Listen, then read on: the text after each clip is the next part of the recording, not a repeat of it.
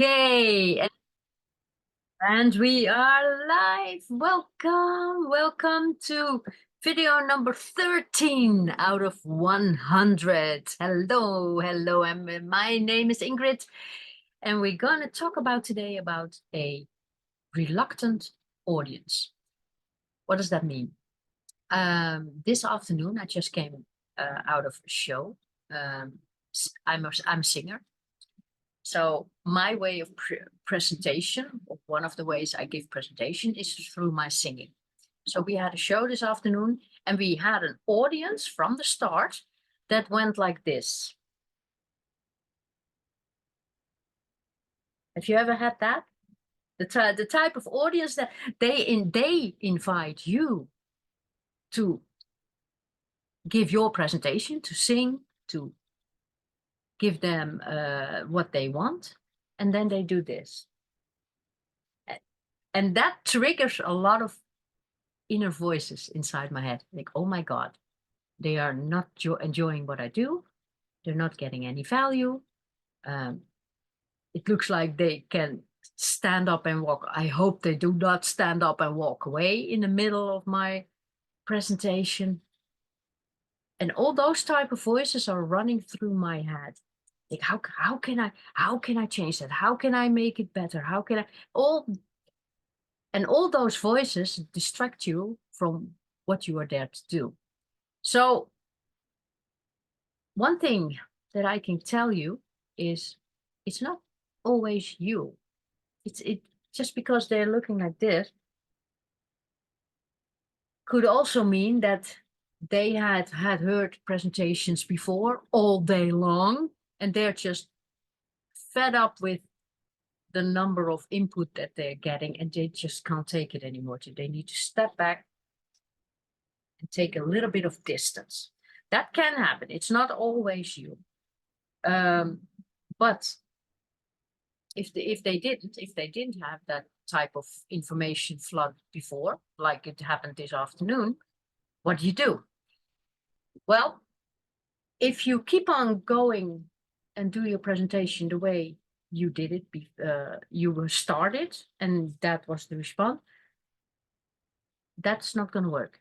That's not going to work, because then when the energy is back, it's not even their fear. It's just it's like there is a wall between you and the audience.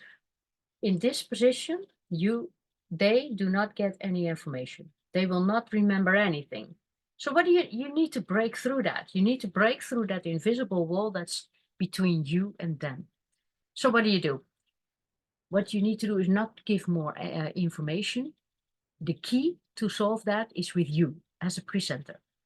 You need to give more energy. And that doesn't mean that all of a sudden you need to start presenting like, ah, and this and this. No, that's not what I mean. That's not what I mean. But there is a difference between I'm very excited and I'm excited. There is a difference in energy that you project outwards. Especially when you are around dogs and horses, I know from those definitely, they pick up on your energy. So if you are in a sad mood, they will either comfort you or they adapt their energy to you. But if you are in an exciting mood, then all of a sudden the dog, and he sees that you are in an exciting mood, and then all of a sudden the dog goes like this too. Now, that doesn't mean that in front of your audience you need to go like this. No, but you do need to give a little bit more energy. A little bit, if you have an energy level for 7 out of 10, then take it to an 8 out of 10. And make your movements a little bit bigger.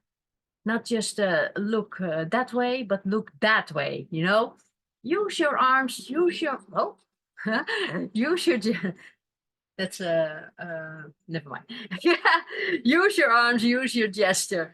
But the other thing that you could do, and that works like a charm, is getting them to move. And how do you do that? Well, if you are in a Zoom what you can do is ask them to share something, ask them to type. So what they need to do is sit up straight, put their hands on the keyboard and start moving their fingers. The best thing that you can do is ask them to get up and move. Tony Robbins does that a lot, even with his virtual. I went to his virtual UPW, and then every 45 minutes, 50 minutes, he's like, okay, stand up, here we go again, woo, woo. And he does that for a reason. He does it for a reason, because movement puts new energy, new oxygen in the body. And that oxygen makes sure that your energy levels rise, so that you don't go like this, but then you go, okay, I'm ready again, bring it on, right? And that's what you want. That's what you want. So try to put them into motion. You can ask them to share things. You can interact with them. You know, if you're on a Zoom, bring the person forward and then have a small hot seat thing or something. If you are in a live position, ask them to dance. You know, that's the Tony Robbins way. But a very thing that works is ask them to, if you explained a certain thing, okay, now what does this mean to you? Ask them, what does this mean to you? They will write down an answer, and then either you can, you know, give them the mic for a moment, or they can turn towards their the person that's sitting next to them and start sharing. In any way, just get them out of that reluctant sitting back position, but get them to move, you know, or get up and ask them to change seats or something, or meet someone on the other end of the room. Let's go networking. I've been to those presentations too. Let's go networking. And then all of a sudden you are here, and then you need to go to the other end of the room to meet someone, and then so that you got moving again. Of course, those are the in-person events, but the key to this is you need, as a person, need to raise your energy level, but also not like this. Again, there's a difference. And you need to get them to start doing something. Write down an answer. So let's make a map. You know, this is step number 1. Write it down, and then you take two minutes, and then they need to start writing down things. Anything that stops them from sitting like this, but they need to start moving and get things to do also. That's the big key when you have an audience that doesn't want to work with you anymore. Interaction. All right, cool. See you next time. Have a nice day.